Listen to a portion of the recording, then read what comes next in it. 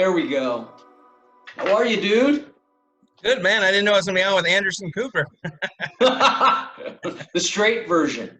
Yeah, you're going a little gray, but I got it too, man. That's You do? You don't I don't see any. yeah. I got to be very careful. I keep it short, and it blends in, but it is there, man. Oh yeah, well we must not have seen each other in years. I've had this gray in my hair for like 10 years, dude. I don't know if this happened to you, but I call it second puberty. Right about the time I turned 40, I never used to smell bad. Now, I mean, I could sit in an office for 8 hours and I leave like I smell like I just left the gym, you know? Yeah, but you're still not able to grow facial hair. Yeah, this is like a week's worth of but that and my eyebrows, they can no longer self-regulate. They'll go if I let them, they'll like Oh, a swarm that's of like a early onset elderly kind of yeah, thing. exactly. Better start checking the inside of my ears while I'm at it. Oh, I have those. I have the ear hair. I actually like tweeze them out. So, you know. Okay, so just you want to give me a rundown, Steve? Where we might Oh, go with this? we're just it's just like okay, yeah, I wanted it. Well, I usually record with people who I have history with or have a lot to talk to about. There are very few people that I have more to talk about and more history with than you, because you're one of the first comedians that I remember meeting. You're certainly the oldest comedian that I met that I'm still friends with, Wow, that hasn't dropped out of comedy or died.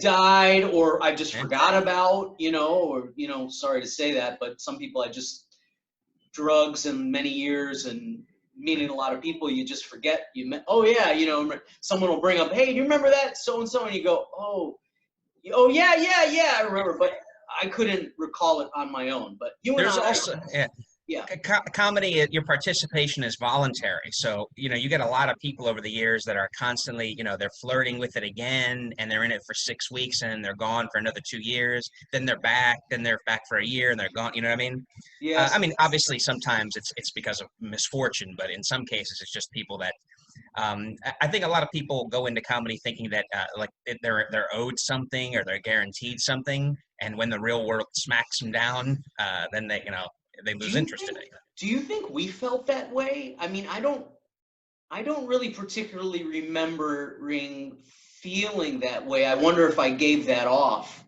Did you notice that then, or Uh, well, I can't speak for you. It's just too long ago, but I know for myself, I can honestly say no because I had no idea what I was doing. So the last thing I didn't know enough to be entitled okay, but or you knew you didn't know.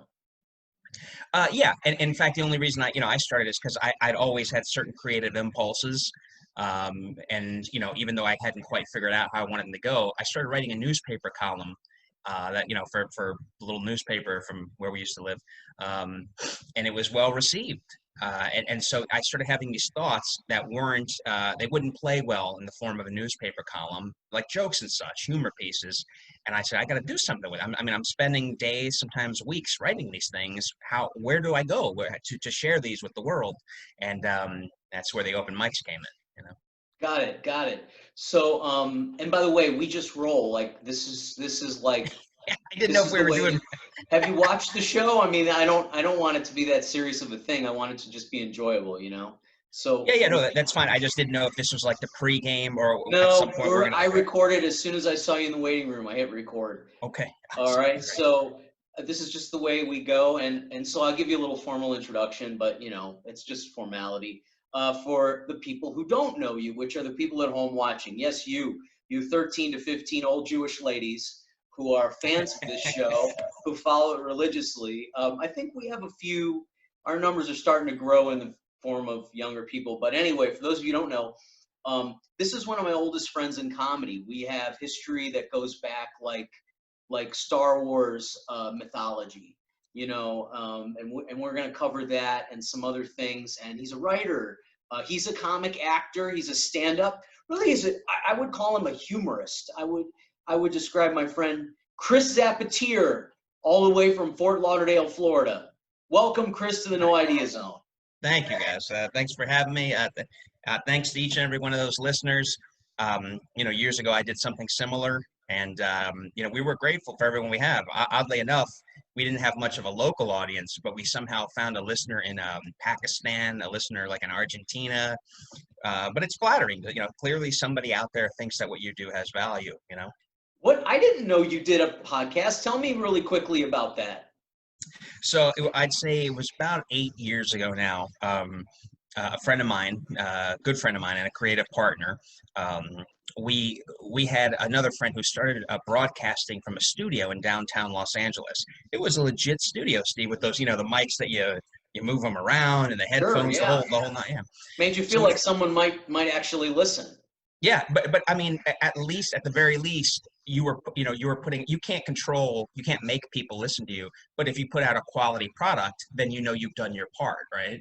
And so we were watching what this friend of ours were doing and going, you know what, this guy doesn't take this seriously. He has like a really cool, unique opportunity here to broadcast from a dedicated studio of professional quality.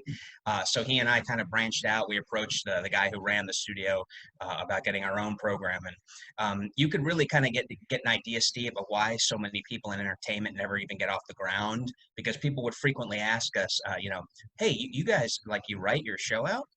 Yeah, I mean, like, you know what I mean? Like, it was so obvious to me that people, a lot of people thought that they were just owed something. Like if they just showed up, somebody would listen. I've never looked at it that way. I've always, said like, hey, if you're gonna be kind enough to lend me your ear, I'm gonna make it worth your while. You know? Yeah, it's funny that you mentioned that, because what comes up for me is I meet comics who, for comedy, not necessarily for radio or anything else, but the newer comics that I meet, and not to say that they're not nice, or they're not cool people, but there is this sense of like, and this is really frightening for me on a personal level, is that they look at me like, you and I are the same. We're the same. We, yeah, what we do is the same thing. We're in the same sort of group, in the same club, and I don't want to be an asshole. I don't want to be cruel or be an asshole. And there's creative, fun, funny ways to deliver this message, but it's like terrifying for me. And it's terrifying for me, for think of where I've been and what I fought myself out of. And so many other comics, by the way, who have fought their way out of really rough places. I mean, the places that we were playing were rough. And for some comic who's been doing this like 4 years, I was on Pepitone and I had this guest, this beautiful female comic. I didn't know her well. And I brought her on and she goes, yeah, I've been doing this 5 years and I don't have a special. She was really upset. She goes, I've been doing this 5 years already and I don't have a special. And I remember I said, I wasn't an asshole, but I did say, I've been doing this 24 years. Like 24 years. And I just kind of looked at her with that look, like, I hope this is a gentle way of me. What I should have been telling myself, I shouldn't have had you on this podcast. That's what I should have been doing. But anyway, I'm tailing off, but that entitlement, you know what I mean? Absolutely. Yeah, you find that, and I think you find that more so in LA than anywhere else, and not just with comics. I mean, I had an actor friend who, this guy Steve, he was just gifted, man. Good looking, musically talented, could draw like professionally well, but the guy was just antagonistic. He's the kind of guy that would routinely oversleep for opportunities that most people would kill for. He was that guy. But I think him, in his mind, he believed that the fact that he moved here from Indiana was okay. I paid my dues. No, buddy, that was the first step, not the last step. And just offhand, you remind something you said with a female comic at an open mic I was at many years ago. And she said, she goes, I drove 45 minutes to get here because I'm a true comic. And I literally spit my drink out, thinking about the time that I drove remember that the Comedy Zone had a flagship club in the Carolinas. I don't remember exactly what it was, but it was like it's still there. I think it's still there, Charlotte. It was amazing. I mean, I went there on a Tuesday night to do a guest set, and it was probably 90% full. Real class act club, The talent, not so much. The talent was exactly what you'd expect to play in that part Well, of it was the the world. Comedy Zone, I mean. Right, yeah, the Comedy Zone. The guy with, the cruise ship, the canned cruise ship act. But anyway, that aside, the point is to do that guest set, to get in with the Comedy Zone, I drove 5 hours each way out of my way to do that guest set for free, because it would get me with the Comedy Zone. So to hear Right. somebody say these things that you're saying, it just goes to show you, yeah. Yeah, yeah. I guess if you're in show business, to be fair, you are you have whether you're a megalomaniac or not, and I think we all kind of are to some degree. There is some megalomania and self uh, like I have something the world will like. So there's some megalomania. There's some seed of it in general. So there's going to be some people who are. I guess to be fair, there are going to be people who are much worse about that, much off the fucking rails in the rocker, where Um, I agree with you that maybe not to get in, but at least to kind of hang in there for a little while. You have to believe that you offer something unique. That may not be a good thing. It may, you just may be super arrogant, or you may genuinely be as talented as you want. But yeah, I think, for example, I've met a lot of, in particular, females. They're attractive. They were the prettiest girl in their high school. So I think that led them to believe, that kind of nature had rolled out a red carpet for them. They didn't have to work like everybody else. Problem is, they come here, and you're a 10 in Ohio, but in in Los Angeles you're a 7. I'm in my mid 40s now, but there was a time when I was 40 pounds thinner and 20 pounds younger.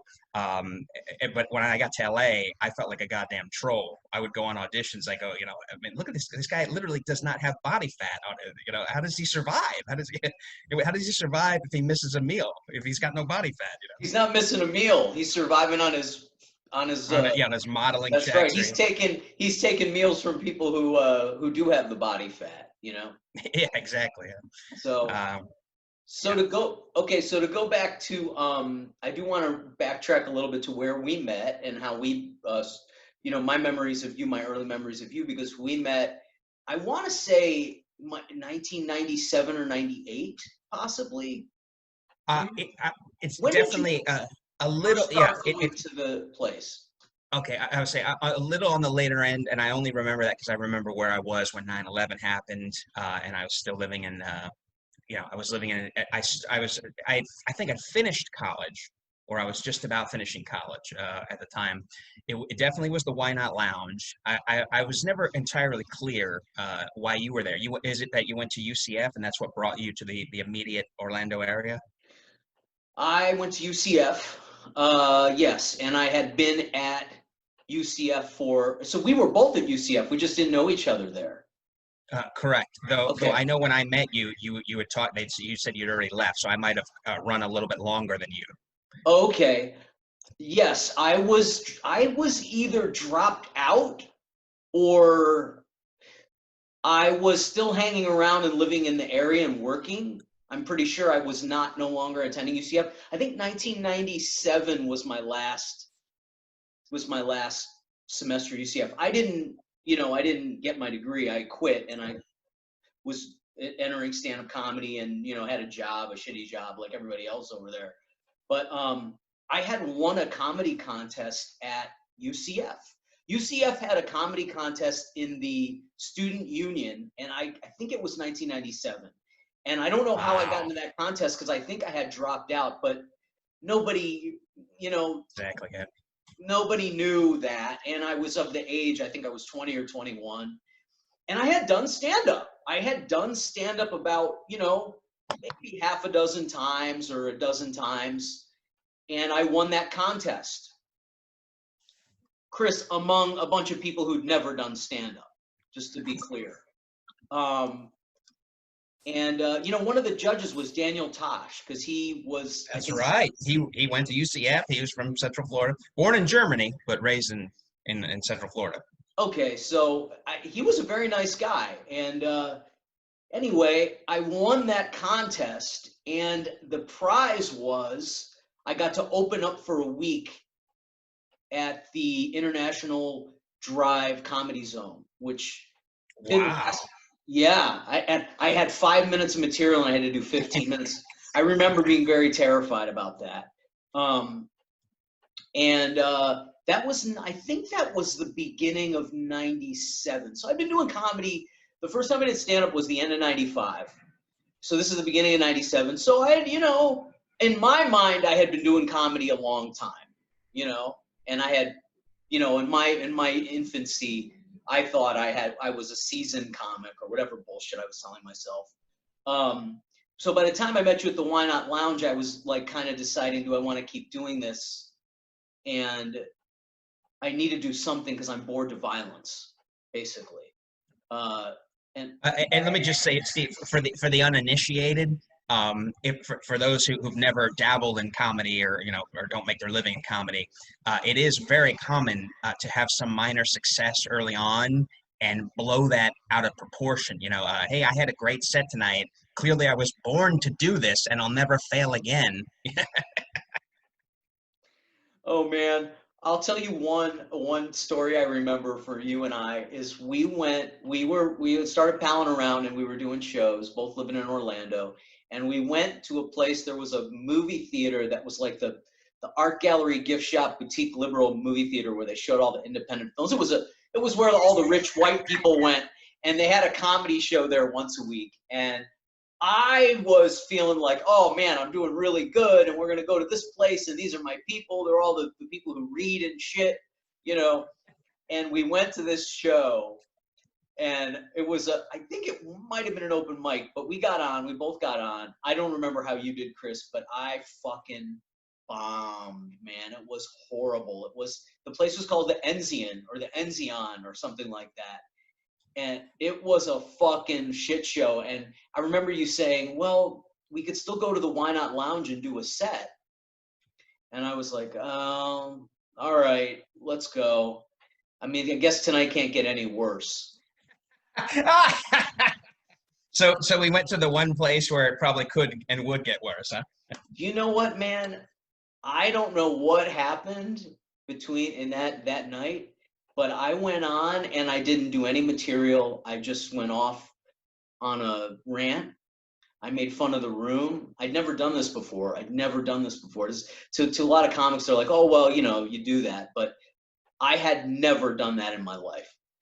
And I got like a roaring, thunderous applause. And I remember afterwards you said, Steve, I think you had a breakthrough session, you called it. Do you remember saying that to me? I mean, I remember those words, and because I remember that clearly. In a good way, I struck a nerve with you. It was, clearly something you needed to hear. Like I think it was, a journey of self-discovery, and that was a milestone on said journey. yeah, and the fact that I remember your words verbatim is definitely a testament to the fact that it stayed with me. But especially after that first show, that was the big learning experience. Was you can have a great show and you can have a fucking horrible show. One group of people can completely not understand anything you're fucking saying, and then you can go into another group of people and they could think that you're the Messiah. Yeah, and the really like Twilight Zone example of that is when you're at the same club and like you do well at the 8 o'clock show and poorly at the 10 o'clock show, and you literally want to play a movie of the show that just took place to show these people that they're wrong.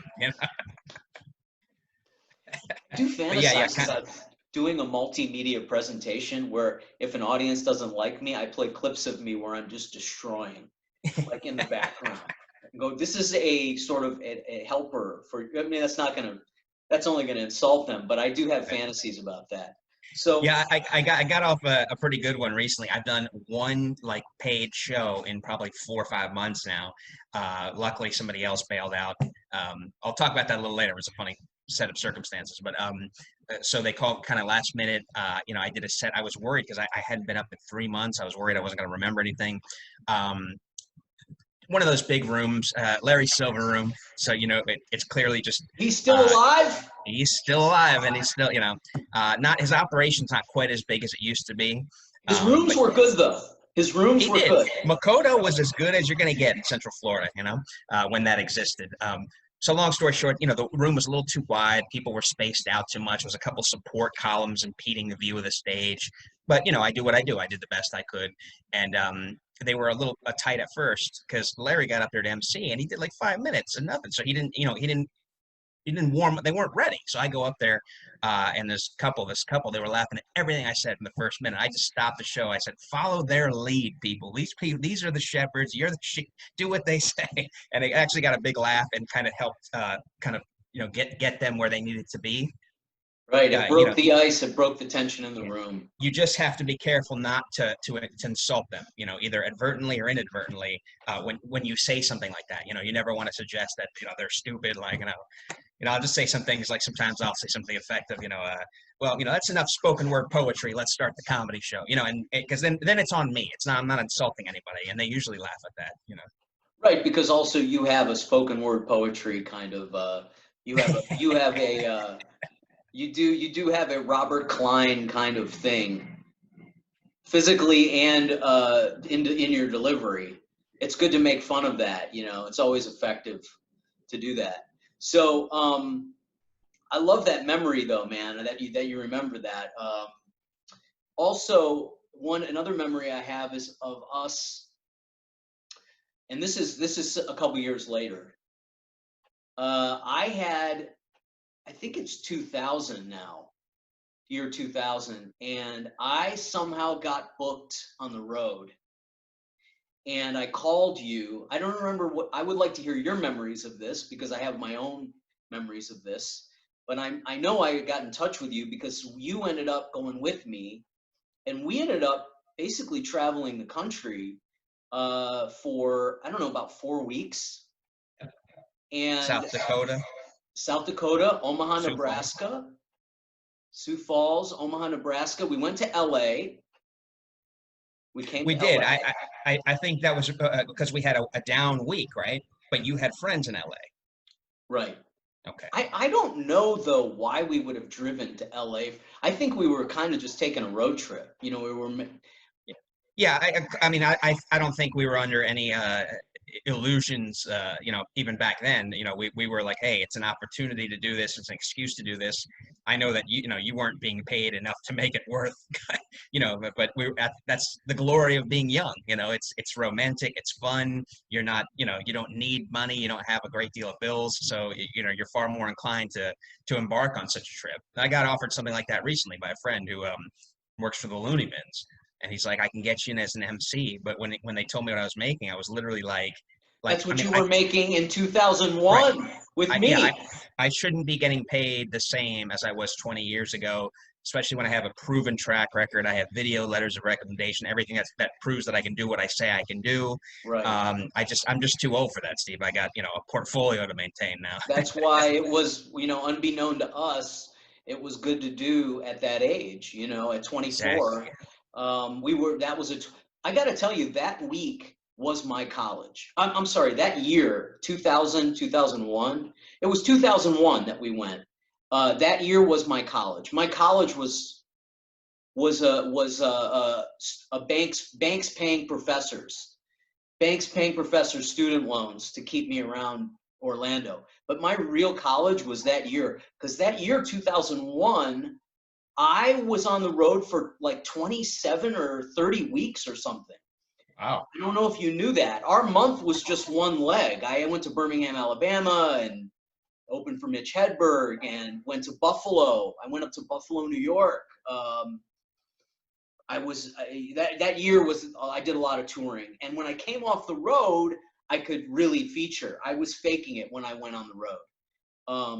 And how I taught, there weren't that many comics back then, so it was easier to get booked.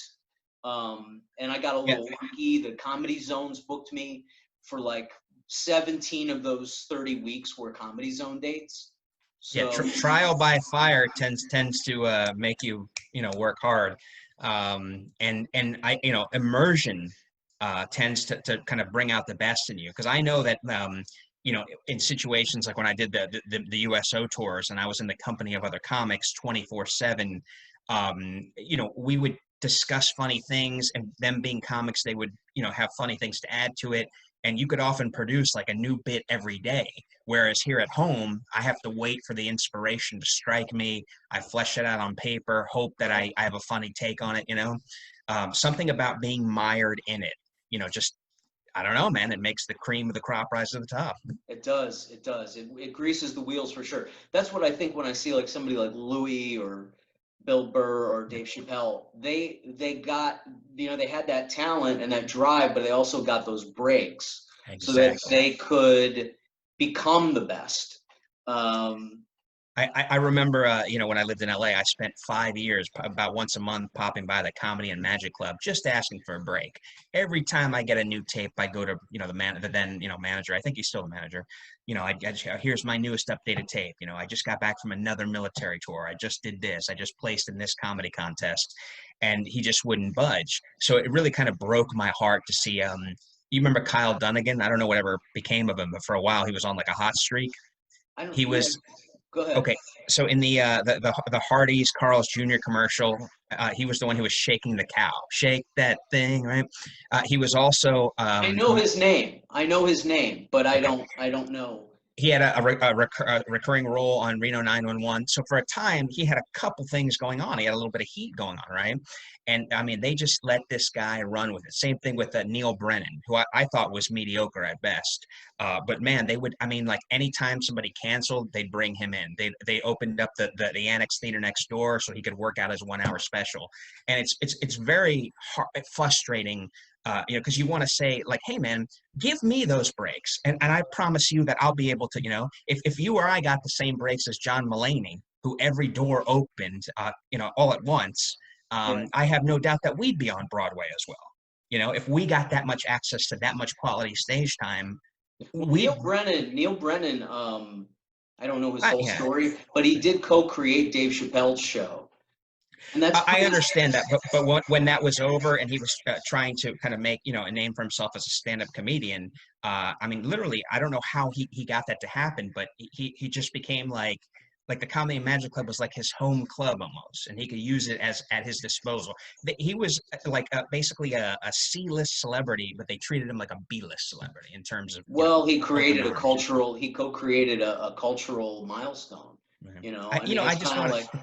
it's kind of like We now need the John Mulaney I get, and the what was the other guy you mentioned?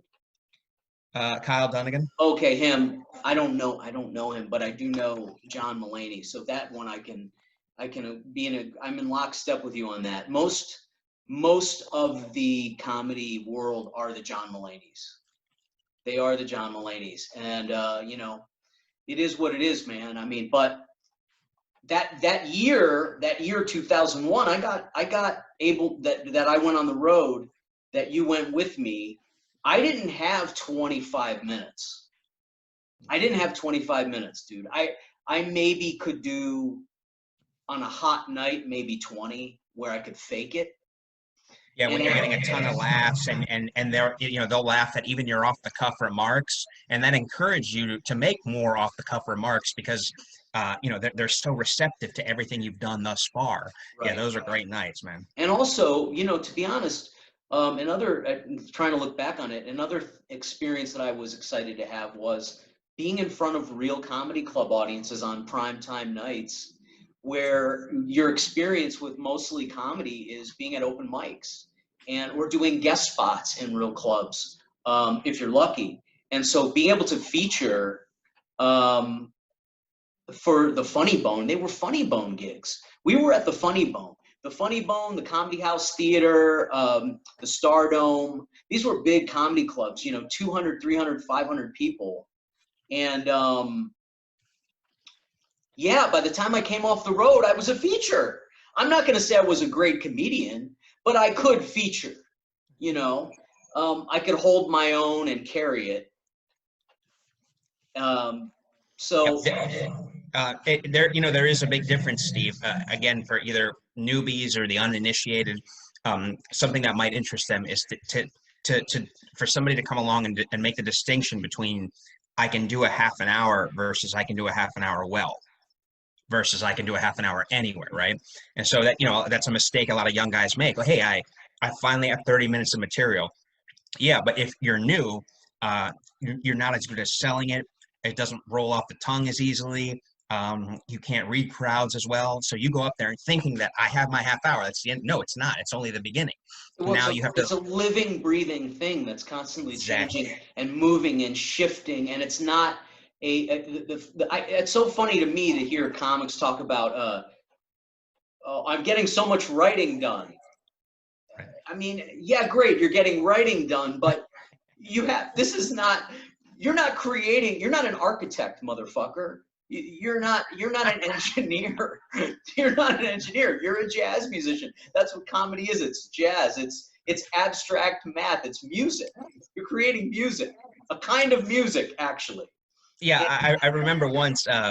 You probably remember. I don't know if you ever. As Dan Morales, I think was his name. Dan the Man. Yeah, Dan the Man. Yeah, so he, I don't know what he's doing these days, but he used to run a lot of open mics, right? And in a lot of garbage places, East LA, wherever he could find something. And one time he took it was a good-natured swipe, but he took a swipe at me at the open mic because he's, like essentially saying this guy's going to do material and he's probably going to do material he's done 100 times before. And so, when I went up, I explained to him, I go, Dan, that as a comic, you're supposed to produce jokes that work, right? The fact that you're prolific at creating shit is not something to pat yourself on the back about. Most audiences, especially paying audiences, would rather see something that makes them laugh than see you, doing chemistry in your lab and failing for 45 minutes. Right. Yeah. Yeah, No, that's which is not to say, and just to be clear, Steve, one more thing, and I'll turn it over to you again, but not to say there are not some fantastic comics, Brian Bradley, who I'm sure you worked with him. I think he lived in Orlando. He was one of those guys who was kind of on his way up, but I think his father took ill and he came back to Florida from Los Angeles. I think he even did some stuff on Seinfeld early on. I don't So remember. anyway, Was he a tall guy? tall, skinny white guy, yeah. And he Okay. was an incredible improviser. He worked at Disney as an improviser when he wasn't performing stand-up. This guy would do, like, if he did a 60-minute show, 30 to 40 minutes of it would be off the cuff, and it would get just as big a laughs as any of his jokes. Right. So in that case, more power to him. But again, Right, but the violent experiment that went into learning to do that is what maybe a newer comic or the audience watching this don't understand. The violent experiment that went into learning to be confident in saying the things that you're thinking in the moment. There were a lot of casualties and dead people laying on the ground in right, audiences that guy left in his wake in route to learning that. And he's probably someone who was gifted with God-given talent. And right. even with the guy with God-given talent, there's going to be a certain amount of, there's one comic I have in my mind in particular who's a very funny person. He's a very funny person. He's a very interesting guy, a little bit of a maniac. And has a very, how they say in sports, a very high ceiling? Has a very high, a very high ceiling, meaning the potential is off the charts for this guy because he's so funny as a person. But he's a comic who doesn't know, he doesn't have any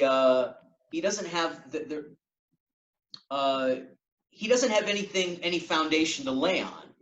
He just has this raw talent, right? So I know comedians who respect him, who respect him as a comedian. He's a tough guy, a little insane. I think he's a good person, but he can't get on anywhere. He can't get on anywhere. No one will put him on, partly because people are assholes, and partly because the guy thinks he's probably funnier than he is. And he's going to have to go through that horrible, I would never want to go through it. If someone told me what you're going to have to go through, this is the fucking failed experiments you're going to have to go through to learn to do this, I wouldn't have stayed with comedy. It's funny you said that, Steve. Even though I was never a Dane Cook fan, even in his heyday, he did say something that really, I think, resonated. He said that like if he knew that then what he knows now, and this is something he said along at the height of his success, he said I would have gone to medical school. I wouldn't have put myself through this nightmare, and there was no guarantee of me succeeding. I would have just gone to medical school. I'd be rich. I'd be a doctor. And that's a guy who made it big, and that's a guy who made it. And he wasn't an old man when he made it. He was still in maybe mid to late 30s. He was a relatively young guy when he made it. But Steve, I honestly believe this. This is not hating. It's God bless him. I've known a few people that have met him or bumped in, and nobody's ever said a bad word about him in my presence. So I have nothing bad to say about him. But even as a young man who should have been his target market demographic, I would look at him and I would go, you know what? This guy is building a prison of his own making. Those goofy jokes you're doing, those very like play to an audience of like 18 to 25, it's going to serve you well for 5 years. And then once those same people are married and have kids, you're going to be like the Andrew Dice Clay of of your Right. generation. And I Right. think that's what's Well, happening. worse, because at least Andrew Dice Clay, you can still go back and hear the nursery rhymes, and laugh. You can laugh at his nursery rhymes. Dane Cook, it didn't, his comedy is probably unwatchable now. You know what? They're all listening to Bert Kreischer. Bert Kreischer is the Dane Cook now for all of those people who sobered up, who didn't want to after college, who have kids and families, and now they have to work. They're all listening to Bert Kreischer and Joe Rogan, you know? And so, but that's an interesting point you make. Yeah, it didn't serve him well. What we guys like us were not able to break into the college circuit. The college circuit was what really made Dane Cook famous. He was Yeah. able to tour colleges. I was never able to get one college booking ever in that period where I would have been a college age draw. I was not able to get one college booking. Yeah, I've had, Steve, I'm very fortunate that I'm financially stable. I have people that care about me, so I'm not on the fringe. I'm not what do they call that, vulnerable, um, because if comedy was all I had, it definitely would have driven me to suicide. I have no doubt about that. When I think about especially when it comes to opportunities, for example, I know this college agent out there in LA, and I mean, I've been about once a year, twice a year, I send him and there's always some reason why it's not right. Even though every tape I send him is a new place, I've got more places on my resume. I've done some stuff in Las Vegas now. It's just never, there's always some problem, right? But when I looked, this kind of helped soothe my soul. When I looked at their website and they had a list of artists, right? One of them I had just done a military tour with, right? And oh yeah, I can do half an hour. The very first night, I got 20 minutes. Please don't make me do half an hour. I'm not, but I see this girl on their site as a talent who's, if you're a college, you're supposed to do what, 45 to an hour, and they got her on their website. And then in Well, addition, they could be putting lineups together like with more than one comic. She could be opening for other comics or okay, something. fair enough. But there is an addendum to that. The reason I hired her was because I had initially hired another girl, but her unmitigated unprofessionalism, her chronic unprofessionalism, led me to fire her. So I replaced her with the girl in question, Right. and yet that other girl was also on their website. So I said, you know what, sometimes you can't you can't get mad at yourself for living in a world that doesn't make sense. You know what I mean?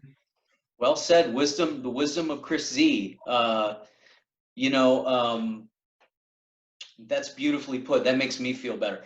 I've got my first college booking last year, and we're going to have a podcast that's going to come out in a few weeks with the students because they came on my podcast. It was one of the most horrible bloodbaths. It was one of the most horrific.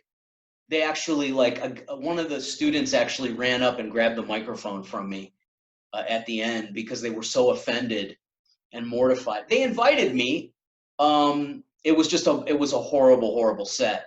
So sorry, Steve. Let me just make sure that I'm following the story correctly. You submitted what, via a tape, I maybe didn't something? submit. They invited me. They invited me to UCLA Royce Hall. I played Royce Hall at UCLA. The students invited me to be their entertainment. I thought it was like for the spring, whatever, for their spring event or whatever. They found me.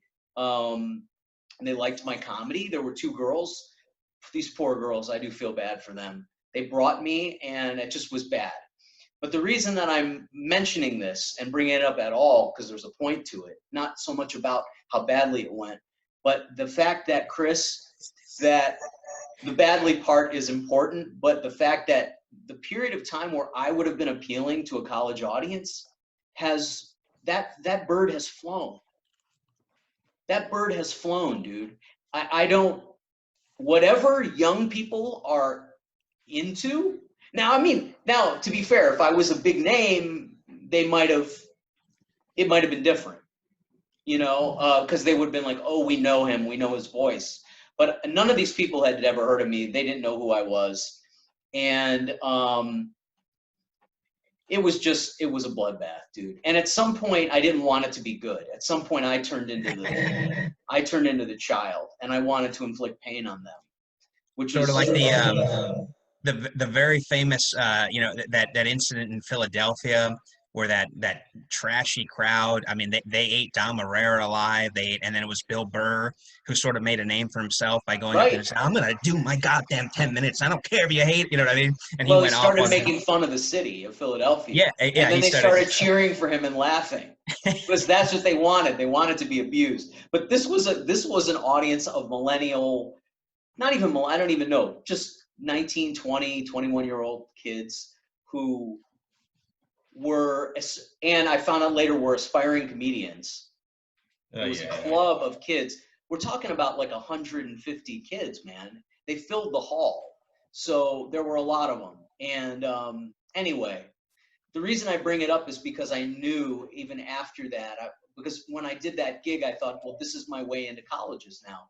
I will have played UCLA. What more prestigious college gig can you get than playing UCLA, Yeah. right? Coming to headline, billed as a headliner at UCLA.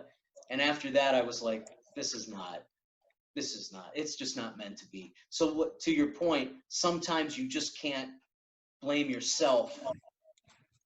How did you put it? Because it was perfectly said. For being born into an insane world. An insane world. And those kids, to be fair, had me on their podcast. They reached out to me this year and they had me on their podcast, and it was really enjoyable. And then I had them on mine, a couple of them. So they were really cool and they were curious about me, and it was just interesting. It's just kind of weird, but I want to go back to our road trip because I have some memories of our road trip. So we went, me and you and Teresa. Remember Teresa? I do, yeah. She Skinny rolled. girl. Yes, and I was attracted to Teresa. Teresa and I, we had a little spark between us. I would like to say then. I thought she was a really cool girl, to be really pretty and smart and live in Florida, which wasn't very common. Yeah, she had a bit of a bohemian streak to her. Yeah, she was a little bit of a hippie, and she was from Buffalo, and she rolled all that weed. Remember that weed? She brought all those joints. Do you remember? Yeah, I remember it vaguely, but she either came with it or she was really good at rolling it or something like that. But, she came with it. She had rolled like 30 okay. joints. And I don't know how much you smoked of that, but I would smoke it and it was the worst. I would immediately get a horrible headache. And remember, for people out there, we're driving like 7 hours a day. Yeah. You know, we're driving like, so it's not good to not be in a good mental state when you're stuck driving. And I think that the weed was a cause of, we started kind of turning on each other. It was like Treasure of Sierra Madre. Yeah, it was a little too much too soon, and I know that I didn't dislike her as a person, but I grew to dislike her, and I think a big part of that was it seemed like when you and her started to have tension, I guess because you had invited her and because you were sort of in charge by default, she didn't want to bring it, to hold you accountable, so she would sublimate her anger towards me, Oh, and I I don't think that. remember that. I don't remember that. Yeah, well, it was. I mean, the problems were between you and her, but later in the Yeah. trip, they started to find their way towards me, and eventually, I started snapping back, and that, of course, didn't help. It only exacerbated the situation. I mean, I didn't. I don't need therapy. I don't care. I haven't spoken to her since, but I think she messaged me on Facebook, and once, she even said like, oh, how come you never say hello? And I was like, I don't know you, She's a yeah. wonderful person, man. She's a wonderful, amazing person. I know exactly what the tension was. The tension was, well, first of all, I was going to be featuring in comedy clubs, and I'd never really done that, and I was nervous. The second thing was she wouldn't drive. She wouldn't share the responsibility of driving. And for those of you who don't understand, she was afraid to drive, and you and I had to do all the driving, and that was murder. And I had never done a road trip like that. Yeah, so let's just, Steve, you should probably just briefly recap some of the driving that we did for the audience. We Because, drove I mean, from Florida to Omaha, Nebraska. yeah, there you go. And not like over the space, I mean, you had shows to make, so sometimes you had to make it, there in 24 hours, even if you would have liked to have taken 48 to get there.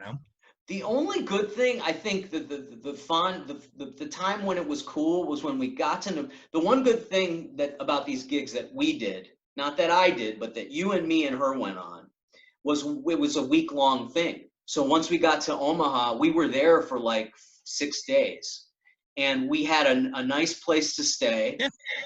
Relatively nice place to stay, and it wasn't winter; it was summer. No, that's right. Yeah. And there were lightning bugs, and so the tension sort of de-escalated when we'd get there. But on the way there, with that weed as being a contributor, the weed was bad. It was Yeah, really I didn't want to be, a squeaky wheel, but I mean, it was frustrating for me, like you said, since we were sharing the driving, when, I can't talk to you because you're stoned and your head hurts, and she's curled up in the back sleeping 16 hours a day. She was very much like a cat. So, it wasn't fun. Usually when you're in the company of other comics, it's fun. It it was not wasn't fun. fun. And you will definitely not remember this, but I will remind you. My grandmother died in the middle of that trip. My And I grandmother think died, that, and my I think, mother called me, or I don't know. There were no cell phones back then. I don't think I had a cell phone. I don't know how I. She told me, drop everything you're doing and come back. And the last conversation I'd had with my grandmother was her looking at me and telling me, you need to get the fuck out of here. You need to leave here and never come back. This place is anything this place, she didn't say it in those words, but generally she said anything that this place has been good for you is long exhausted. And I did not go back. I stayed, I kept doing my road trip. Because I'm like, when am I going to get to do this again? I'm going to blow off a gig featuring for that what would am have I been going to do? their first impression of you. Right. If there's It's one not going to thing, bring my grandmother back to life and if to there's one rush. thing, Steve, I think what we'll agree on, if there's one universal in comedy, it's that bookers tend to hold grudges unreasonably for an unreasonably long period of time. Yeah, and the by the way, the booking that I was getting was incredible generosity from the universe. I was not fit to be featuring in a comedy club at all. One of those gigs, I was billed as the co-headliner, which means they were really desperate to get comedians in that particular week. And the other comic who had much more experience than me, his name was James Johan. James Young. Very Yeah, funny James Young. dude. And I remember him asking me, and I was having great shows. And I remember one night he said, do you want to close the show tonight? And I looked at him like, I think I tried to play it cool, but I was like, no, dude, I don't want to close the show. I don't know how to close a show. I'm 24, and the fact that I'm featuring is a miracle. I didn't say that to him, but I was Right. thinking, I think I said to him, no, man, you go ahead and do it. I do remember, you know what else I remember, Steve, that he was kind of new to it too, because we did a show, I don't know if you remember this, where they billed him under a fictitious name because he was playing for some kind of Jewish organization, and they had specifically asked for Jewish comic. They didn't have one, I guess, so they assigned him some phony name. Do you remember Oh, I that? don't remember that. But No, I I don't. but So it was okay because I was Jewish. Right.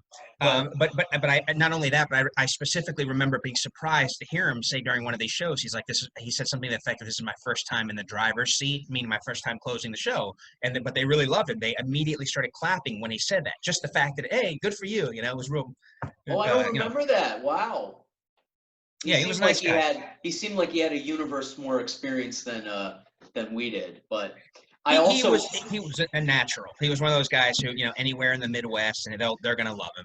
right. Everything is probably There relatable. I'm was sure. nothing too edgy. He was funny and likable and silly and good. He was original. I mean, he was doing his own thing. And dude, I was kind of blown away by how well I did in Omaha, Nebraska. My shows all went really well, and that was a huge. Once that relief was sort of off of me, and I would have those good shows, then I probably was a little better. I really took a lot of torment out on Teresa that she didn't deserve, and I mean, what I was getting paid, I basically traded dollars for that trip. I basically came out and broke even. I think I made maybe $1,000 for those 2 weeks of comedy, 500 a week, 450 or something to feature. You were actually paying for your trip, basically, for opening. Yeah, I'll tell you, Steve, I had a couple good years around then, man. When I lived in Orlando, I had no idea how expensive the real world was, you know? And I remember like I rented a room at a guy's house for I think 300 a month. It was my own private room. I had my own private bathroom, and I just thought that was normal. So I would do a couple catering gigs. I could work 3 days a week and I'd have more than enough money for my needs. So taking a trip like that was to No me big like, deal. Was no now big if you asked me to do that, I'd be like, we need to have a very long talk about deal. terms and conditions and but hey, before we move on, Steve, I just want to see if do you remember anything about, I could be wrong on this, but I think it was Las Vegas on our way to LA where we stopped at a seedy motel and we ended up probably not even being there for an hour. We checked right out. We got our money back. I don't remember the entirety of it, but I do remember that it was because Teresa had taken to almost like, I mean, like not even wearing clothes, basically. She was wearing pajamas like around the clock. And I think I remember you telling me that the innkeeper had seen her, assumed she was a prostitute, and Oh that you my were. God, yes! I thought we were trying to have an orgy. Oh my God! Well, that was only part of it. That was only part. I think we had a laugh about that. Am I wrong, or were we able to? Well, at the moment, Steve, you were in less than good spirits, I mean, not that you really wanted to stay there, but it was he didn't want you there, and none of That's us not wanted to be why. there. That's not why. That was a secondary thing.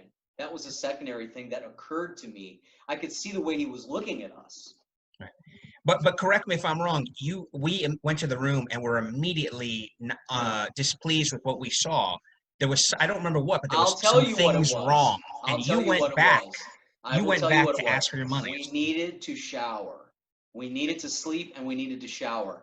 And I turned on the water in the bathroom and it was brown. And that was that was it. That was it. I didn't give a shit what he thought about Teresa in her pajamas, but that was like insult to injury. The Teresa in her pajamas was like it was like on top of everything else.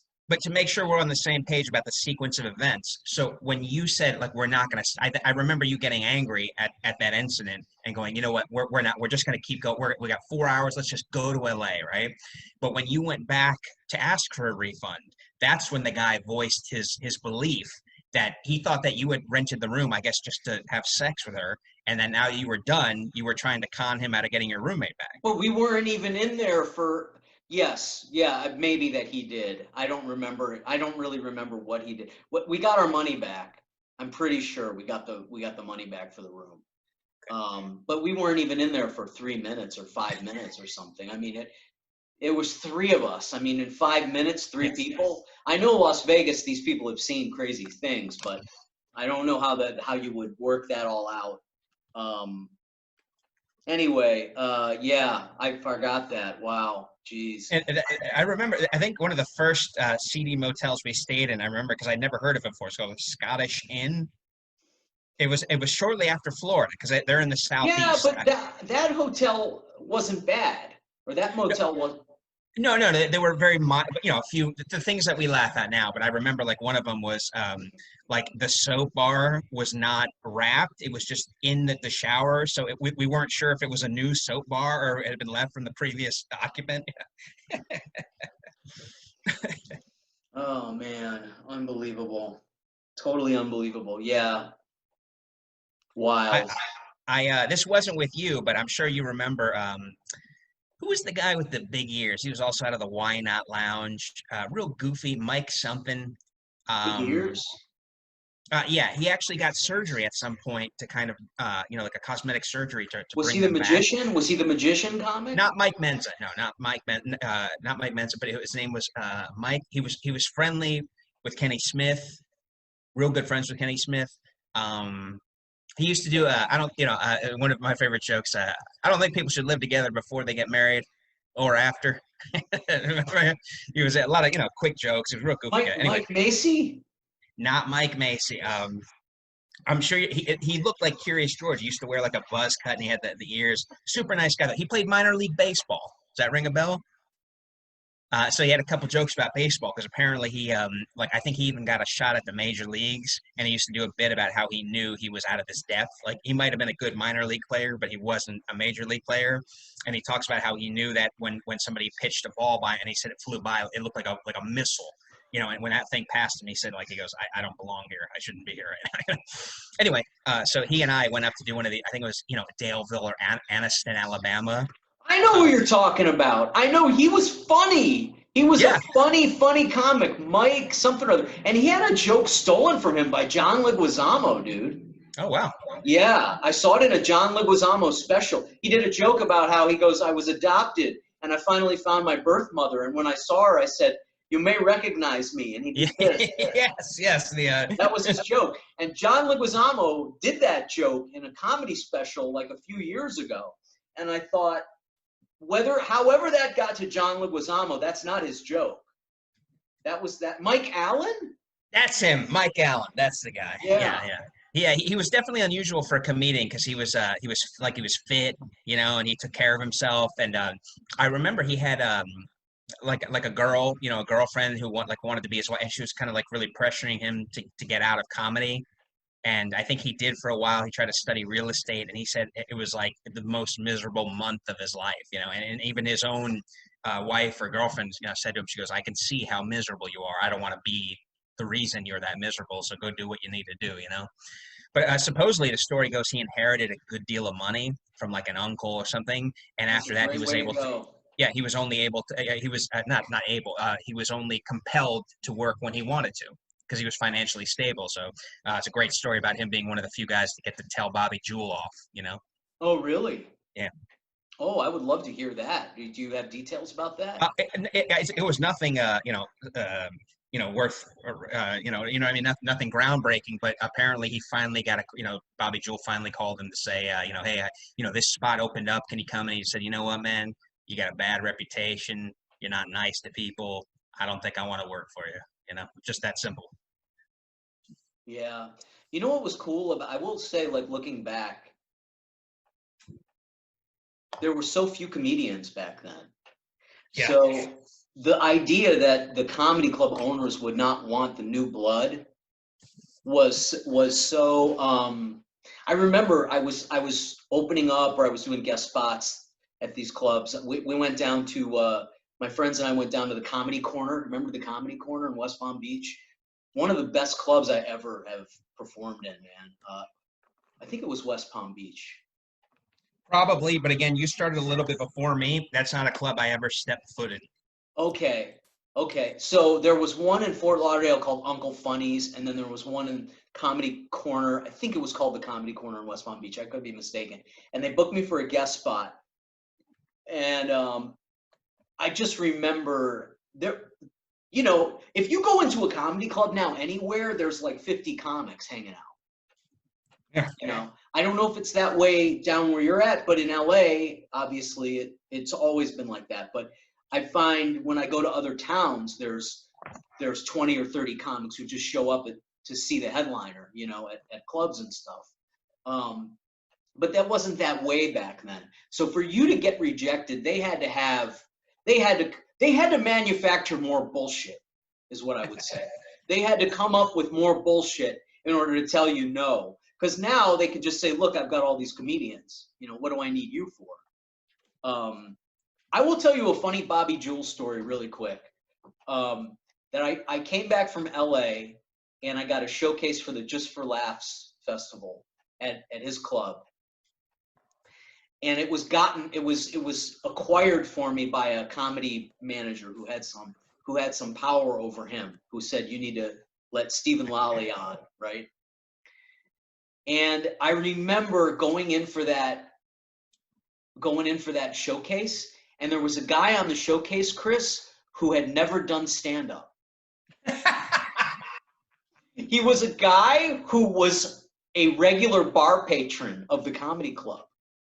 And he must have spent so much fucking money at the bar that he had struck a deal with Bobby Jewell that Bobby Jewell would put him on for this. And I remember going, what the fuck is that guy? He's a patron. He's the barfly of this. How many minutes was he doing, Steve? Oh, well, you know, everybody's doing 7 minutes, but 6 minutes. I don't know, 5, 6, 7 minutes. But remember, these are Lou Angel Wolf was the host, and remember, all these people are headliners. Every single person on this show is nationally touring. Yeah, so they're all going on and doing 15, 20 minutes. And probably of some of their best material. And they did a thing where we all draw straws to see who goes on where. I was not included in the draw straw. I was the last comic of the night. Okay. Yeah, that's for the uninitiated, that's a punitive measure that club owners or club bookers who feel that their authority has been questioned. That's something they commonly do if they don't want you on the show, but they're forced to put you on. They'll purposely put you in the worst position they can think of. 1 a.m., dude. 1 a.m. It was 1 a.m. on a Tuesday night or Wednesday morning or whatever. And somehow, Tommy Blaze, okay, so Tommy fucking Blaze comes out and he goes, that audience has nothing left. I took everything they had. He goes, I took everything they had left. And that sounds like a Tommy Blaze statement. Yeah. So this is 2000. I want to say it's 2002 or 2003. So I've lived in LA for about a year. It's the beginning of 2003, I think, like January of 2003. So I'm last, and I remember Lou Angel Wolf goes, I'll tell you some of the people who are on the show. Lance Montalto. I mean, these are just road guys, but these are big time headliner, working comics. He does a lot of cruise ships. I actually just worked with him last year for the first time. Nice guy, totally nice guy. But he was operating the video camera. I mean, this is the Kennedy assassination of my fucking comedy career. This is the Zapruder film, right? Oh, this is a Zapruder film, dude. So I go on at the end, and I remember Lou Angel Wolf brings me on, and he goes, and now, for the comedy stylings of Stephen Lolli. He introduced me just like that. And I went up, and Chris, I don't know what the fuck was happening, but somehow I got 4 or 5 applause breaks. They just loved me. The guy from Just for Laughs wanted to see me again. He booked me the next year to do it again. And the guy who was the executive director of Just for Laughs stayed in touch with me. And he said, I'd like to show the video of you to, and I followed him. I'd call him every week and go, hey, did you guys look at that video? I'd love a copy of that set. If I could get a copy of that set.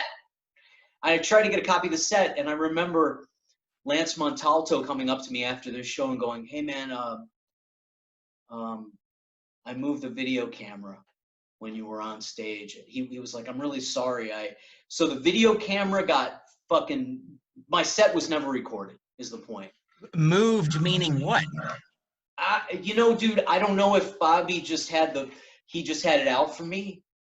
And suddenly the camera was a problem, even though it'd probably been there the whole show. Jesus Christ, man. But 6 months of my life was spent trying to chase after this set that had never been filmed. Yeah, I can't, I wish, Steve, I'm an English major. I've been paid to write professionally. I can't even begin to find the words to explain how just disheartening it is when something like that, and every comic who's been at it, at least seriously, for enough years to have been offered some sort of break, it's just it cripples you, even remembering it, even 10 years ago. I feel the same way about a comedian named Rocky Laporte. I don't know if you remember. I think he was great comedian. I think it was Comedy Central's Best Male Stand-Up 2006 or something like that.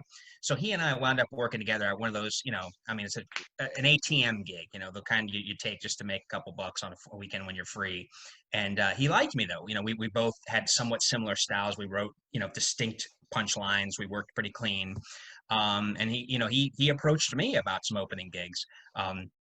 and he delivered, which is another heartbreaking thing that a lot of veteran comedians will do. They'll take an interest in a young comic and they go, hey, call me sometime and we'll see. And then they forget all about you. They get too busy. And even though they made the offer, you can never get a hold of them again. That is so, I mean, it's really Very something that common. It's very yeah, common. and I hope that if there's any headliners listening to this, they'll make it a point to never do that, because I can't stress to you how crippling it is to a young comic when you have so few avenues to success and one finally emerges only to peter out. Long story short, so he and I did some good work together, and this guy could get me on shows, I mean, with a phone call, like the Ontario Improv. He was booked there. Hey, you free this weekend? Places that wouldn't return my call, places that wouldn't let me perform for free. He could get me in as a feature with a phone call. Long story short, after a few months, he had been divorced. He's has a ton of kids, a bunch of kids, right? They moved to Chicago. He was trying to make it in LA, and he said it was just too much for him. He wanted to be with his family, and he moved to Chicago, and I guess didn't have the time or the inclination to continue the personal or the professional relationship. And that was the first of many, like, where it feels like I got punched in the stomach. You had to sit down for a while and just kind of stare at the wall and question every decision you'd made for the last 10 years. I could go Yeah, into more detail. yeah, that's a rough one. Uh, these are the things that build character. Unfortunately, you don't want to go through stuff like that. Comedy will Oh, weed I'm you out, building Noel. character. I'm busy building character out here. Learning to struggle with the world. But at least that guy helped you. Yes. He wasn't somebody who promised you something and then pretended like he never met you. Yeah, that's fair. That stuff happens too. That is a reasonable thing to happen. When you have a bread and butter and then they disappear and you have to find other ways to make it. But I would say, man, I have had comics, a very famous comic whose name I won't mention, who I did a show with and felt like I had a bond with to some degree. And he said, "Hey, hit me up. I'd like." He said, "Have you ever played this play, alternative comedy?" He was a big comic and a showrunner out here, but also he was very well into that alternative comedy scene, right? The boutique liberal art gallery gift shop motherfuckers. The Sarah Silverman comedy scene. He was very dug into that. And he said, "Have you ever played this place or that place or blah, blah, blah, blah, blah?" And I said, "No, I would love to." He goes, "Well, why don't you hit me up?" And he gave me his email. And I remember emailing him and thinking, this is great. I'm going to have a way to get into these places that would never let me on. And, the guy never emailed me back. And I ran into him and I said, "Hey man, I emailed you." He goes, "Oh, really? Email me again. Email me again." I probably just didn't see it. Emailed him again, nothing. Even it's funny. I've had so many friends that I've worked with Kevin Nealon, and he's, you probably remember Roy Haber, Pat Garrity, a lot of these guys I've worked with Kevin Nealon. He's liked him. He's made it a point to say, hey, I like what you do, or whatever. They referred me. When Kevin Nealon used to do new material night at the Laugh Factory, I got on that a couple times and I always did well. And I'll tell you what, Steve, that's an interesting experiment because he would bring on established comedians, right? Like Tony Rock, guys who are doing quite well in their profession. But that doesn't mean that they were going to perform well as improvisers, as guests who who didn't know what questions they were going to be asked, who were going to do new material in front of people. So And it you would didn't often always go well. Right. Even for the people that you expected it to go well for, a lot of times the crowd was surprised. And then other times you'd see persons, like myself, who you'd never heard of before go on stage. And it was essentially, to me, it's what we're doing right now. I had fun with it. And even when I did try out the new, that was The Game. I don't know if you remember it, but it was like a 7 minutes of brand new stand up and then a 7-minute interview. So about 15 minutes. And when I was doing the new stuff, I remember I said to him, I go, guys, the show is called New Material Night. You can't say you didn't know.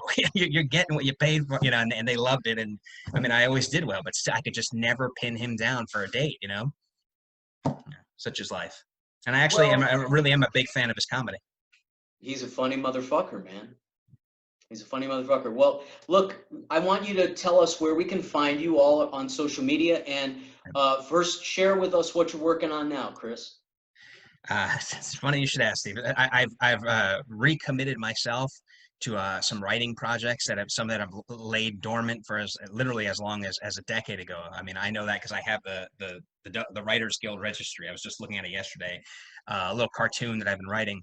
Because stand up, I honestly don't know, Steve, if it'll ever come together again. I had about 3 months worth of work canceled. And then when they finally started the reopening process, I had about 3 dates at 3 different clubs.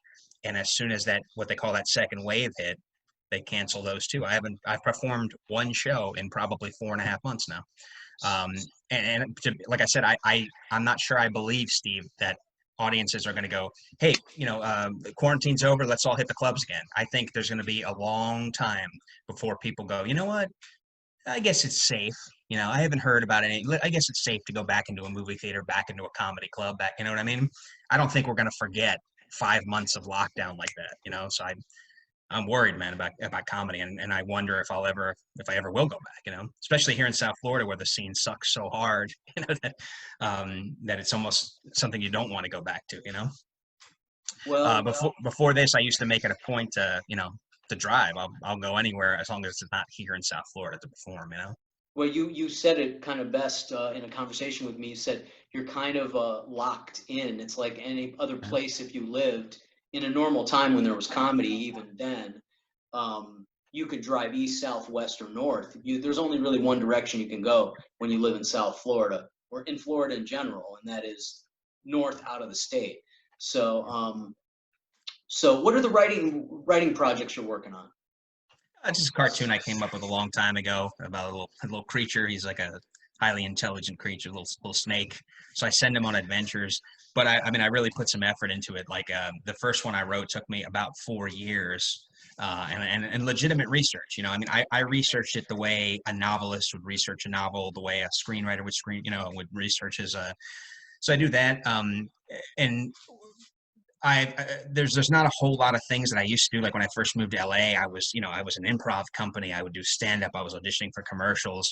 Some of those options don't even exist here in South Florida. It's such a remote, one horse town, despite being highly populated and whatnot. So I did connect with a friend who was like a fairly successful comedian. He just a couple months ago did his um, what's the clean comedy coming out of Provo, Utah? I don't Dry know. bar. Dry bar.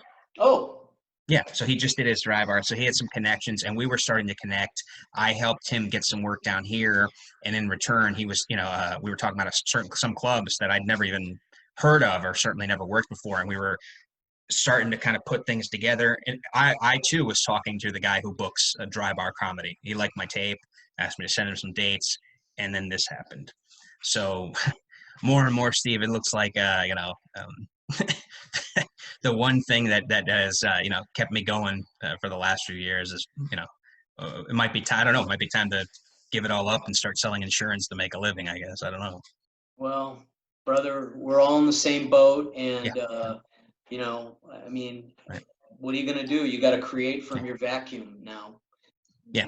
like we all Or do. And go or ahead. or even explore new possibilities. It's funny that this came up because, like I said, I used to co-host the show, and I loved doing it, and I thought we put out a really good product, my co-host and I. And lately, I've been thinking, I go, maybe I should. Nowadays, with Zoom and all this stuff, I go, maybe we don't have to live in the same city to co-host a show anymore. We As did we then, but Right. Well, here we are, right here. Doing a show on doing a show from the opposite coast of the country. So, hey, tell us where we can find you on social media, Chris. Everybody out there who's watching, so they can follow sure, you. thanks. I'm on Facebook, Chris Zee, and that I just use really for communication. Not I don't plug it. I don't plug myself. I'm not a millennial. I'm not obsessed with Uh, I can just talk to somebody without trying to cram my shit down their throat. But if you do, if you do enjoy my sense of humor, you can find me on Comedy Wire, Chris Z with an exclamation point, comedywire.com. It's a free website. They post funny stuff. We write the punchlines for your enjoyment. All right, excellent. What about Instagram? Any Instagram? No, man, I'm old school. I've never even seen an Instagram. I've heard of it, but Great, great, cool. No Twitter? well, I was on Twitter, but I quit it for Comedy Wire because Comedy Wire is Twitter for comedians. It's all punchlines. It's all funny stuff. So I said, well, why am I? Twitter is you know how every social media site is new, and then at some point people start plugging things, sneaking commercials in, things like that. I saw that happening at Twitter. It was becoming politicized, and I said, I want there to just be one thing where like if somebody came along and said, hey, you say you're a writer, show me something. Well, go to Comedy Wire. I have written more than 6,500 jokes in the last 6 years. You know, ComedyWire.com, people. ComedyWire.com. We're plugging it Chris right now. Z Chris exclamation point. Z exclamation point. ComedyWire.com. Chris, you are the man. Thank you so much for going over the old memories with me. I feel like we probably could do it again, and we'll think of I other was thinking tips. the same thing. We'll think of other stuff we don't remember, and we'll come to. And also, I want to remind you one other thing. You brought a book on the road with us, and I read that book, and it was called the Human Zoo.